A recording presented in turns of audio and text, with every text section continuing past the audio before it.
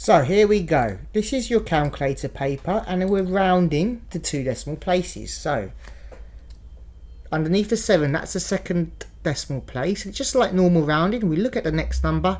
Is it 5 or more? If it is, then we round up. So that must mean that we round that 7 up to 8. And here we go. That's quite easily done. Let's look at this. That's the first decimal place. The number after, is it 5 or more? It is, so that must round up to 4.9. If I should show you on the number line, let's look at the number 4.8 and the number 4.9. Here it is on the number line, not a very straight one. And here's 4.85. That's in the middle. So look at 4.853. That's probably here, right? Slightly inside. So you can see it's actually closer to 4.9, so that actually rounds to 4.9. Right, Robert and Mark share ratio, some sweets in ratio 7:4. If Mark gets 24 sweets, how many does Robert get? So this is a harder ratio problem. It can appear in year 11. So let's have a look at Robert. He gets 7. And Mark gets 4. Now if Mark gets 24 sweets, so for every 4 sweets Mark gets, Robert gets 7. So it's in the proportion, because it's a ratio. So 4 times what is going to get us to 24? 6. So that means we just multiply that side by 6. And that answer is 42. So Robert gets 42 sweets. Now this is a calculator paper, but you should remember 3/5 is 0.6. You can work that out using the bus stop method. And a half is 0.5. So what symbol must be used? So the crocodile always eats the bigger number, remember? So it must be this symbol, because that means 3/5 is greater than a half, or if it helps, the crocodile eats the bigger number, so a half. The crocodile is going to eat 3/5. This is straightforward if you remember how to do it, and you could do this. So, give an expression for x, add 5. So we put the x in. What does add 5 mean? A plus 5. Done. Simplify means, let's make this easier. So, how many b's are there? B, add B, add B, add B, add B, add B. There's 6b, so all we need to do is say it's 6b, and that is simplified. Perfect. Substitution, another topic that you're very good at. So using this formula, it's a formula because it's got an equal sign. And it says A equals 7b. Calculate the value of A when B equals -3. So this means A equals 7 times B. But we substitute the B as -3. So what we're trying to work out is A equals 7 times -3. So what's positive times a negative? It's a negative, remember. So 7 times -3, so A must equal -21. Quite straightforward.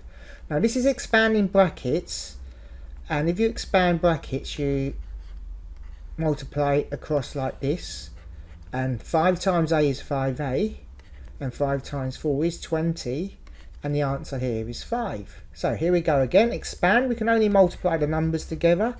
So we've got 2 times 3 is 6. We put the B in because it's there. And now we've got 2 times -2. So that's -4.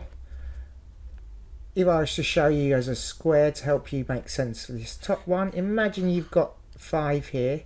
This is A and there's a number 4. So we split this up. Can you see 5A? That's going to be 5A. 5 times 4 is 20. So we add those together, that's going to be 5A plus 20. Nth term of the sequence, well, what is it going up for? So that's the formula. Can you see it's going up by +4 each time?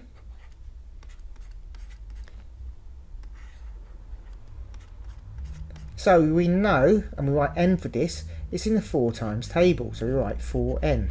Or if you remember the dino method. So D is find the difference.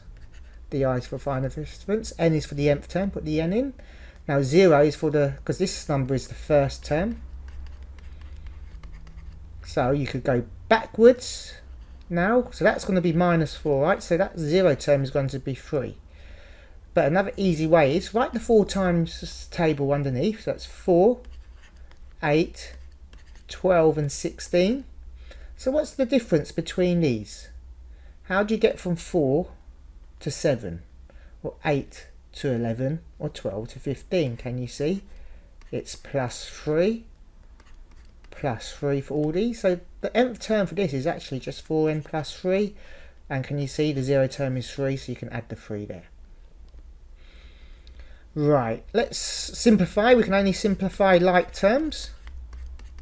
If you have 2 cookies, add 2 ice creams, you don't have 4 cookies or 4 ice creams, do you? You have 2 cookies and 2 ice creams. So we've got 6f, and you can see there's a plus next to the 2f, so we're doing 6f plus 2f here. Let's work that out. That's 8f.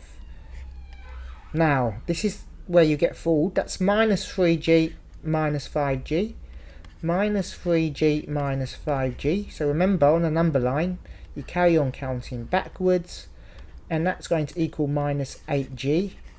Remember, it's only when the negatives are next to each other does that change it to a plus sign, and these aren't next to each other. Now combine the two, so that answer is 8f minus 8g. Negative numbers always throws everybody off, and this question was using the calculator. So let's think. 2 1/4, well, just use 2.25 divided by 2/3 on the calculator, and that should be 3.375. But you're using a calculator, so as long as you can use a calculator, perfect. This, be careful here, because if you type in your calculator like this, it reads it as 2 times 1/4, and that will change that to 0.5. So the sum it will actually work out is this, and that's why many of you probably got the wrong answer.